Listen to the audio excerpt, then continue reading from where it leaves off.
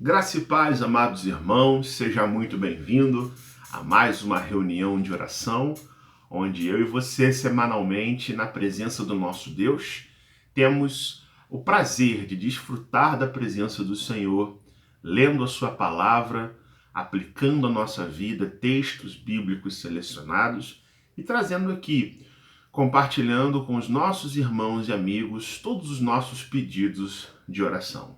Vamos fechar nossos olhos e vamos falar com esse Deus Todo-Poderoso.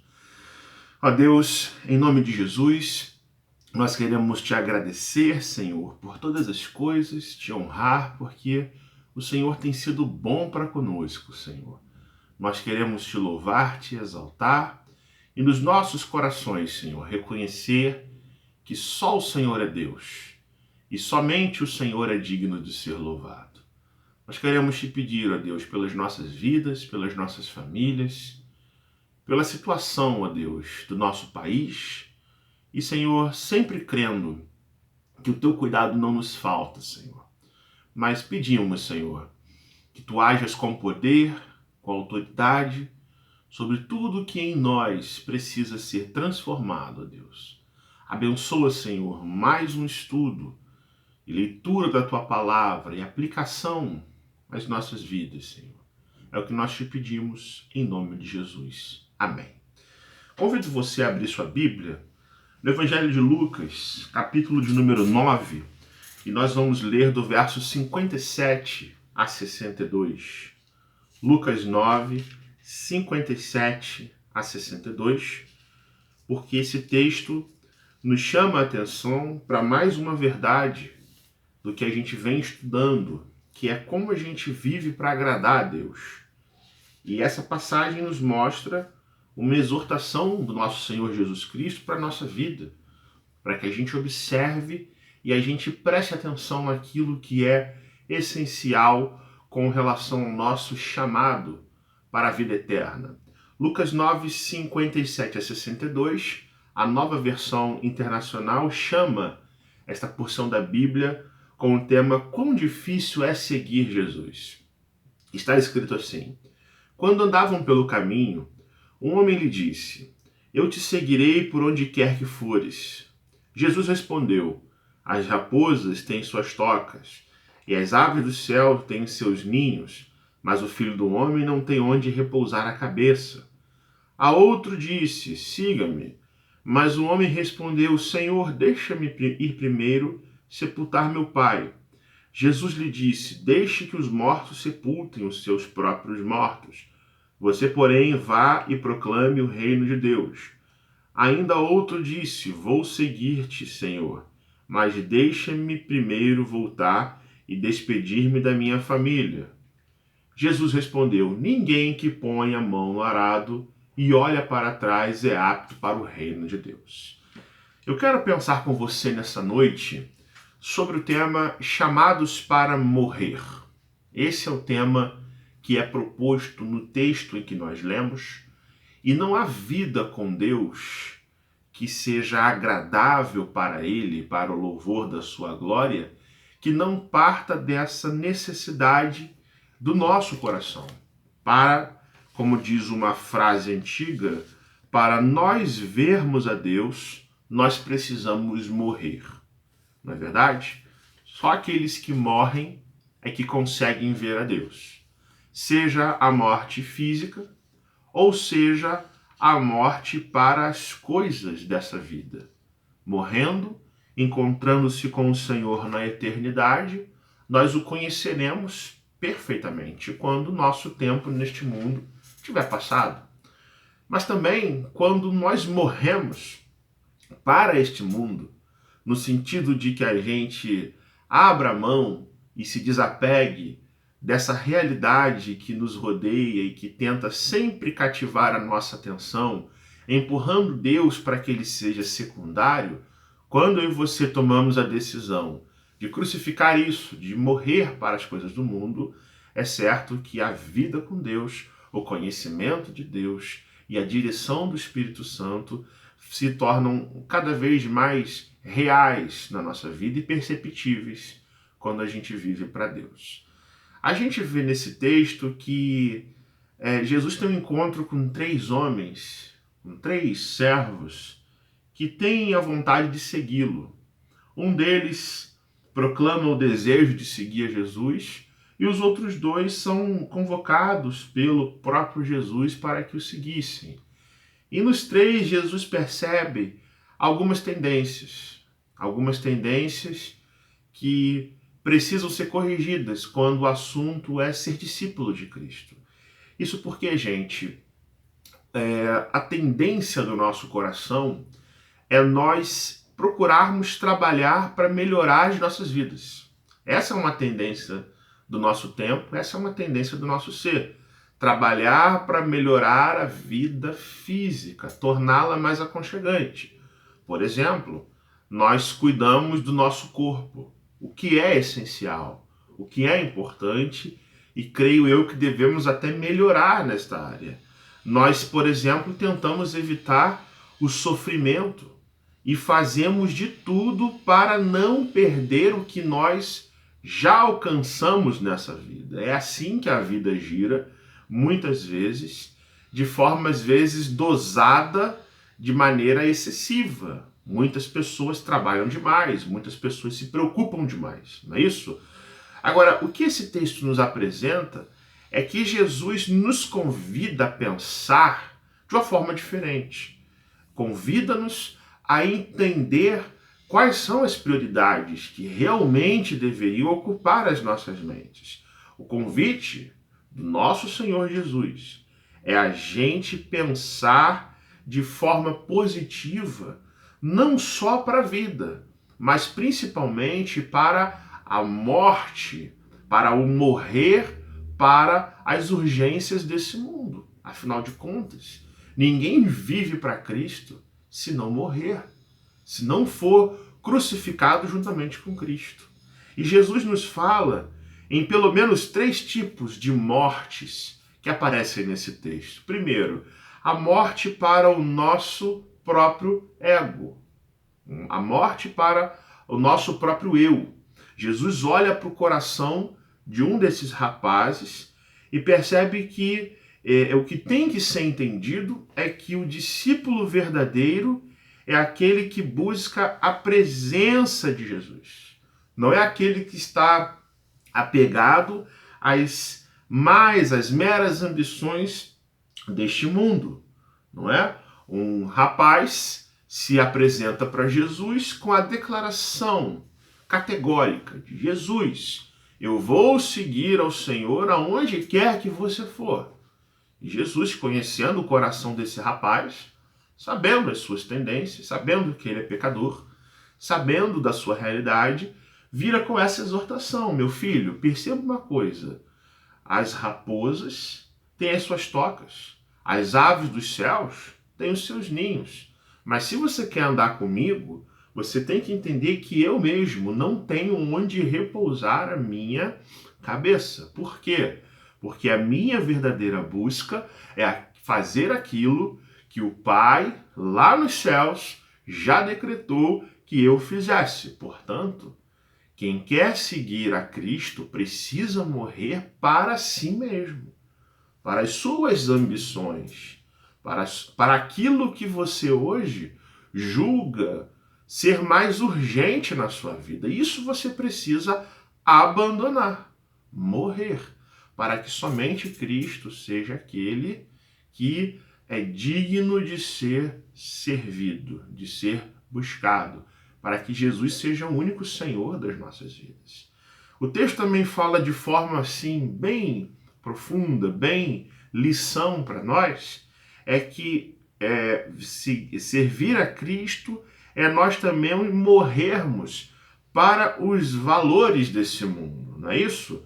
Jesus está dizendo que a gente não deve se apegar tanto às nossas responsabilidades tradicionais. Um exemplo do que está aqui é desse rapaz que primeiro quer sepultar o seu pai, não é isso? E Jesus vai dizer o seguinte: proclamar o evangelho é mais importante do que mesmo os nossos próprios compromissos. Nós temos muita discussão a respeito do porquê Jesus proibiu, ou melhor dizendo, por que Jesus disse, não, deixe os mortos sepultar os seus próprios mortos. Há muitas possibilidades exegéticas dentro desse texto, mas o princípio, a lição que fica claro é que quem quer que queira viver para o Senhor Jesus Cristo precisa não se apegar à sua própria cultura quando ela impede a gente de seguir a Cristo e de proclamar o Evangelho da graça de Deus. E aqui a gente percebe uma coisa. Há muitas distrações hoje do nosso meio, do nosso ambiente, da nossa cultura, que tentam nos tirar dessa visão. O que é mais importante na minha vida? Não é mesmo? A nossa cultura é uma cultura não de reflexão, mas é uma cultura de absorção. É uma cultura da gente se entupir com tantas coisas, com tanta televisão, com tanta tela de computador, com tanto smartphone e tantos aplicativos. Isso vai nos enchendo, nos fazendo distrair-se, às vezes, do que é mais importante, do que a gente precisa dedicar o nosso tempo, em quem nós precisamos colocar nossa confiança, que é no próprio Deus. Aquilo que a gente precisa, na verdade, às vezes, na vida, digerir para que aconteça. Não é mesmo? As respostas que nós tanto buscamos, a presença de Deus, não apenas só como compromisso religioso, mas também como gesto natural da nossa vida. Qual foi a última vez que nessa semana você parou para refletir a respeito da graça de Deus? Qual foi, para não dizer, qual foi a última vez que você se assentou 5 ou 10 minutos que fossem para falar com Deus abertamente sobre aquilo que você precisa melhorar na sua vida, confessar os seus pecados, ou até mesmo orar a Deus louvando o seu santo nome? Para não dizer, qual foi a última vez que você sentou e com todo prazer, com toda a gratidão no seu coração, você abriu a palavra do Senhor, leu a palavra do Senhor e entendeu a essência do Evangelho para a sua vida? Quem quer que queira viver para Cristo precisa morrer para as distrações desse mundo, para os valores desse mundo. E por último, seguir a Cristo é também ser chamado para morrer para o que nós podemos chamar de fidelidades erradas. Não é isso? O terceiro caso desse texto é um rapaz que quer se despedir da sua família antes de seguir a Cristo, que ouve de Jesus essa resposta clássica, que é, no versículo 62, ninguém que põe a mão no arado e olha para trás é apto para o reino de Deus. O que nós entendemos desse texto? Muito provavelmente, o que esse moço está buscando na sua família é um aval, uma permissão, uma despedida, uma homologação do seu lar para que ele seguisse a Cristo. É uma possibilidade. Outra possibilidade é que esse rapaz, chegando na sua casa, talvez os seus pais o dissuadissem da ideia de andar com Cristo. E Jesus vem com essa advertência, mostrando em quem nós temos que ser fiéis. Quem é que tem que ser Senhor do nosso coração? A quem nós precisamos devotar toda a nossa alegria, toda a nossa adoração e todo o nosso serviço. É a Jesus. Essa é a verdade desse texto. O moço aqui quer a bênção do pai e dos seus familiares e provavelmente querendo uma permissão para seguir a Cristo. Jesus fala, não. Se você de fato quer seguir a mim, você precisa entender que várias e várias vezes seguir a Cristo vai representar divisões dentro do próprio lar. E é isso que ele fala em outra passagem, não é mesmo? A verdade é que o Filho do Homem veio ao mundo trazendo a espada para dividir, às vezes, entre pais e filhos, entre a nora e a sua sogra. Não é verdade? E a verdade é que aquele que não tomar a sua cruz e seguir a Cristo não é apto para servir a Cristo, não é apto para o reino de Deus. Nessa noite, o meu chamado à reflexão com você é para que você olhe para a sua vida um pouquinho e pense que distrações têm tomado seu coração, não é mesmo?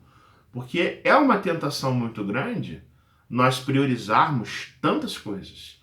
Priorizarmos estudos, priorizarmos trabalho, priorizarmos até tempo com os nossos familiares. Isso é bom. Quero dizer que isso, entendendo o tempo certo, entendendo a dosagem certa, é bom, é construtivo e até bíblico. Mas o que eu pergunto nessa noite é que se talvez trabalho, conquistas, fama, estudo, sonhos, ou até mesmo família e filhos e casamento, se isso tem ocupado mais do que devia na nossa vida, nos impedindo muitas vezes de ter tempo para orar, de ter tempo para meditar na palavra do Senhor, né? Como diz lá o Salmo 1. Na sua lei, o homem justo medita de noite e de dia, estando perfeitamente unido com o Senhor Jesus Cristo. Tem muitas coisas boas acontecendo na nossa vida e nós nos alegramos com ela, mas que se elas forem bênçãos que tiram o nosso tempo de estar com Deus, elas se tornam não bênçãos, mas maldições na nossa vida. O que nós precisamos entender nessa noite é que o nosso Senhor e Salvador Jesus Cristo, pela sua palavra, nos chama para mais uma vez nós morrermos para as ambições do coração, do nosso próprio eu, para os valores desse mundo e para as fidelidades erradas, para apenas que o Senhor Jesus Cristo seja o Senhor da nossa vida. E nós precisamos entender nessa noite que a atenção da nossa vida, perceba isso, não pode estar dividida. Ninguém segue a Cristo da maneira que agrada a Deus, se o coração estiver dividido em dois senhores. Nós precisamos apagar aquilo que está errado, aquilo que está fazendo a gente ficar em cima do muro, aquilo que tem tomado tempo que deveria ser dedicado somente ao Senhor. E seguir a Jesus, queridos, é mais importante do que o ego, é mais importante do que o mundo, é mais importante do que nossas ambições e até mesmo é mais importante do que a nossa família. Até os nossos compromissos mais sublimes que assumimos com a nossa família. O que nos impede de servir a Cristo com essa plenitude que Jesus requer? É isso que eu e você temos que perguntar ao nosso coração. E o mais importante é a gente se lembrar que Cristo, quando deu por nós sua vida na cruz, ele entregou totalmente o seu ser.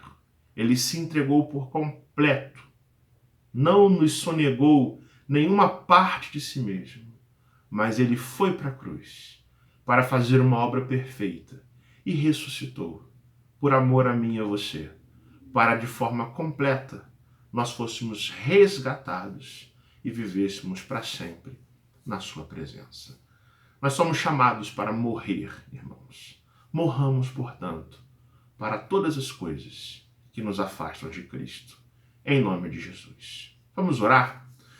Senhor, nós te louvamos porque na tua palavra percebemos da forma mais simples e clara, Senhor, a verdade do teu evangelho, que nos fala da tua salvação, nos fala da tua cruz e nos fala também de um chamado que o Senhor, pelo teu próprio Espírito, faz para que a gente se aproxime de ti, Senhor, e a vida eterna de fato nos alcance hoje, Senhor.